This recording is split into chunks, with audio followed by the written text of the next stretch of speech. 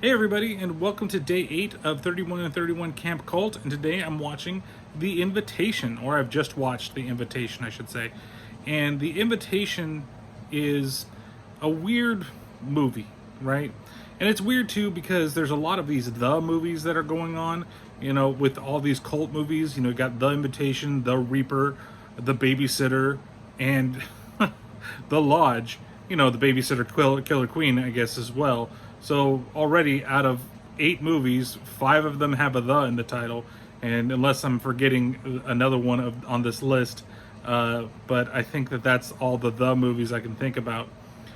So what is The Invitation? The basic plot of this movie is that Will, he's with his girlfriend Kira, and he's going to like a dinner party of his ex Eden and her new husband David. Now, after their son died, Eden just disappeared for 2 years, and all of a sudden she's back, and she's with this new man, and she's also brought this weird girl Sadie along with them, and so they basically are there, and they're trying to like have like a rekindling of all the friends getting together because a lot of them haven't seen each other in a long time either, because she just up and disappeared and everybody just kind of went their own ways. So you have this group of people, and the movie itself is actually relatively slow. It's another one of those slow burns where I wish that it would just pick itself up a little bit quicker. And I get it. It kind of works for this movie. It's not necessarily like the right type of slow. It's weird because there's plenty of slow burns that are out there, like Hereditary, for example, the second film we saw. It's a pretty slow burn, to be honest with you. But I feel that there's enough like creepiness in that film to be like, okay, I get the slow burn. Oh, look like Zach's back.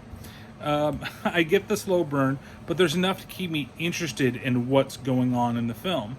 Where this one, again, just like The Lodge, I just could not keep myself interested in this movie. I kept trying. I'm like, okay, you got to keep paying attention, pay attention. And then my mind would wander, and I would really not care where it's at. Like, is it getting closer to ending the film? How much time do we have left? It's only like an hour and 25 minutes, and it feels like it's like 2 hours long.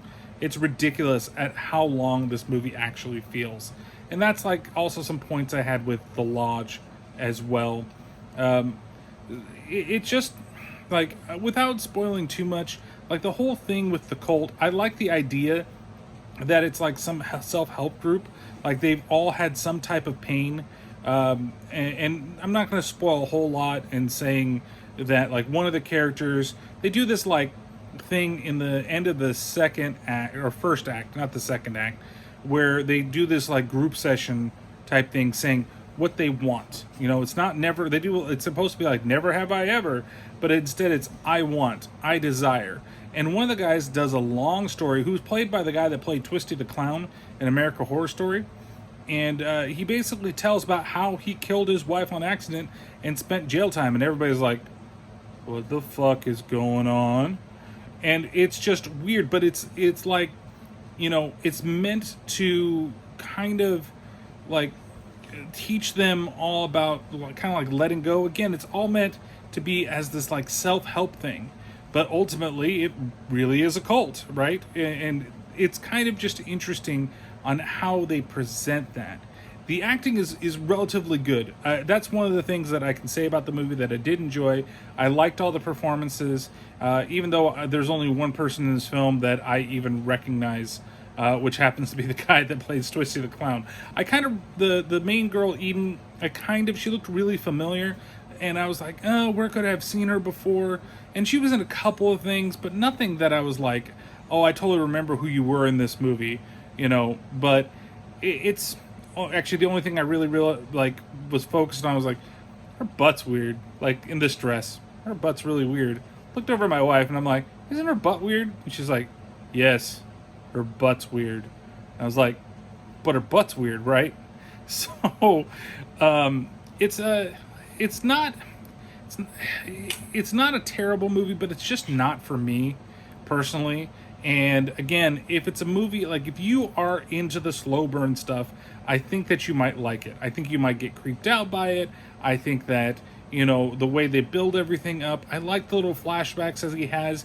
You know, is it just him as he's going around the house and all the memories are flooding back to him of the kid and their time together? Or is there something really else going on? And honestly, the ending just did not leave me satisfied. Like, I just really felt that, like, it's, you know, it's chaos, but it's not really what I was expecting or wanted to. Like, it's hard without actually trying to spoil the movie, and I'm really trying not to spoil the movie. But a lot of like the quote unquote action that's going to happen in this movie really does happen in the last like 15 to 20 minutes of the movie, and even then it's still super fucking slow. That it's just like, okay, well, let's just fucking end the movie. So you know, just based on the acting and some of the little, you know, the way that the cinematography is, now I'm gonna give this 2 out of 5 tire irons, and it's just, it just did not really hold my interest, and that was the big thing. Like, I really wanted to like it, and I really liked the premise of it, and I was okay for the first 15 to 20 minutes of it being slow, but then it just was, it carried on, and it just never really was like enough for me to just grasp into it and say, okay, I'm totally all in on this movie, and this is the way that I want to watch this horror movie. It's a little more of a thriller than it is a horror movie, but I don't fault it for that at all. Like I said, it's not terrible. It's just not my cup of tea, and that's why I've given it the rating that I've given it. So, thank you guys for checking out this 31 and 31 cult, Camp Cult review. And don't forget that at the end of the video, you'll see the playlist appear over there to check out the other ones if you haven't checked them out already. And don't forget to go check out the podcast, which is available on all your favorite podcasting platforms. So thank you guys very much for watching this one, and we'll see you next time on another Camp Cult review. Wonder what tomorrow's going to bring.